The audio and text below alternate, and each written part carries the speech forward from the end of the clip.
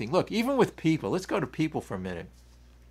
I can't get people to like me. I could be a likable person, right? But we go around trying to get people to like us. I can't change anybody. The only one I could change is my perception. 95% of the time, we always hear this word toxic people, right, in my life. I got to go here because this is one thing that really I understand. In my life, I had to understand this. I thought I was a common denominator. This person was toxic. That person was, everybody had to set up boundaries. I realized it was my perception. If that person acted a certain way, whether they were right, most of the time they were just being themselves. They were just maybe had a certain sense of humor. They didn't mean anything. But even if they did, the patience, love, and tolerance comes in. I have that perception changed. So the whole key is this. It's the spiritual awakening. Let's go, for a minute. On page 63, it tells us how to have it. Step 3 prayer, it says. But right before it, listen to this. How many times, you say you could read this a million times, but if you take it in through, they say the longest distance is from the head to the heart. But bring it right into your heart. And this is, it says, on page 63 in the big book. As we felt, this is about the middle of this first paragraph, new power flow in. If we let God's consciousness come in, which is in there all the time, you'll see the whole perception will change. As we enjoyed peace of mind, we do everything in life to have peace of mind, to be happy, right? But we're always chasing it. You can't find happiness, it just is. But here it is. We get centered and we find, it says peace of mind. As we discovered we could face life successfully. It says we could face life successfully. To me it says I had to change my perception. If my perception changes, the world around me changes. It says here, as we became conscious of His presence, higher power presence, we began to lose fear of today, tomorrow, the hereafter. Listen to this. Look, you could lose fear. You're in the present. You're losing, the fear of the past or the future. But it also says here, or the hereafter, right? It's a change in thinking. Some people think the party starts after this. Look, I always say this. If you do the spirituality, you can accept your own death. You can accept anything. That's an extreme I'm going to, but it's true. People say, I have this issue, I have that issue, I have a medical issue, I have this.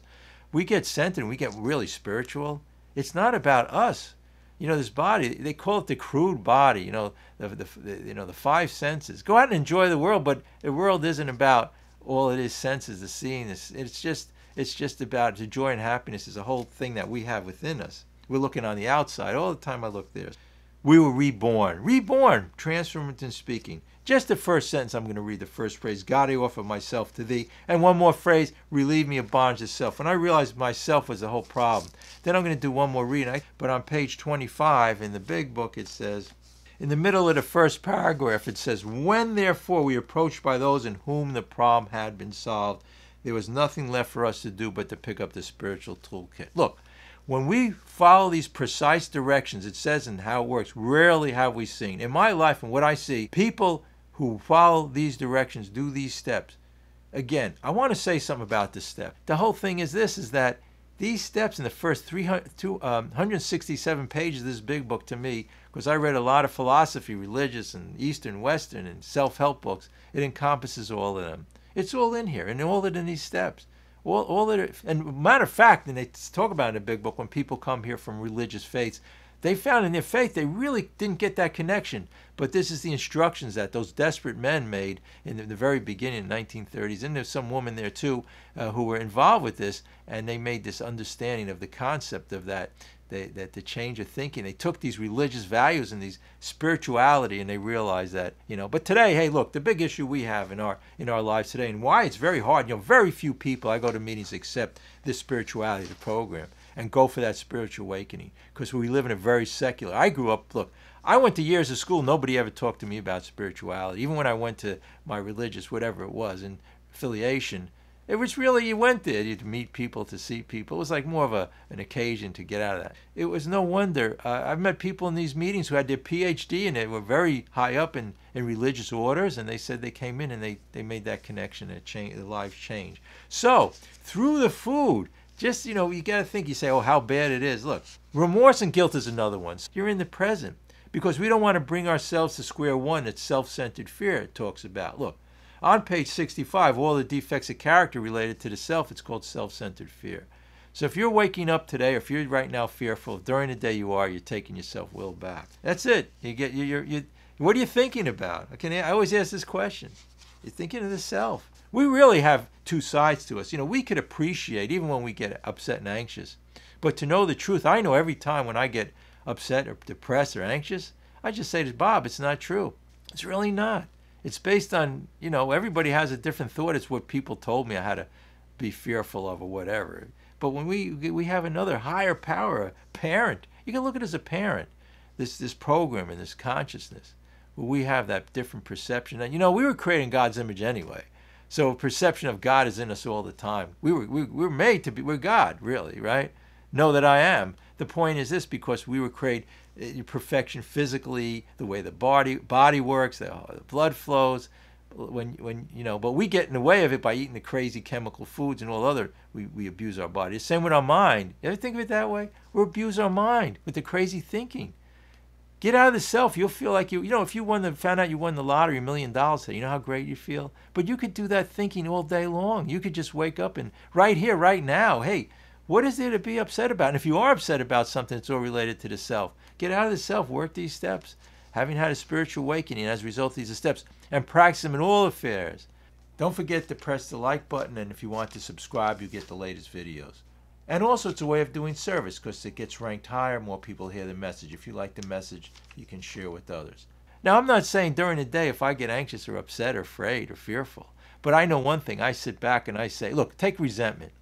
And I say, I realize it's not true. It's just a perception. It's just, well, I'm going to get upset at somebody. Thoughts are just thoughts, look. But before, I said, when I came to meetings, look, you know, when I go to meetings, look, you got to understand, I have these real problems. I have reason. Look what this person did to me. I should be upset. And why not? And try to get even with them. Now, through that perception change, I look at the person with love, tolerance, and patience. On page 66 and 67, we do have the sick man prayer. Let me just read the first sentence of that, then we'll go right into the shares. But on page 66, what does it say? It says on the very bottom, it says, this was our course. We realized that people who wronged us were perhaps spiritually sick. It's saying here, if you have a friend who broke their leg and you go in a hospital, would you be mad at them? No, you'd have love and compassion. The same when people are a certain way, try to push our buttons, yell at us, whatever it is. We could just sit there and say, they say hurt people hurt people. Page 544. And it says in the second paragraph, by the way, the name of the chapter is Freedom from Bondage, but it says, the medical profession would tell me I was conditioned for alcoholism by the things that happened to me in my childhood. It was the things that happened to me in my childhood, I thought, right?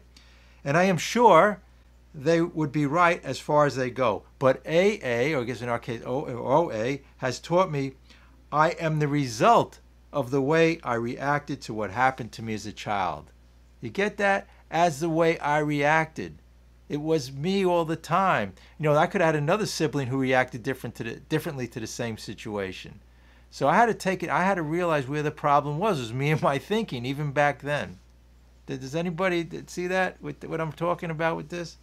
And it says, what is more important to me, AA has taught me that through this simple program, I may experience a change in this reaction pattern that will indeed allow me to match calamity with serenity. So I had to realize the problem was me all the time.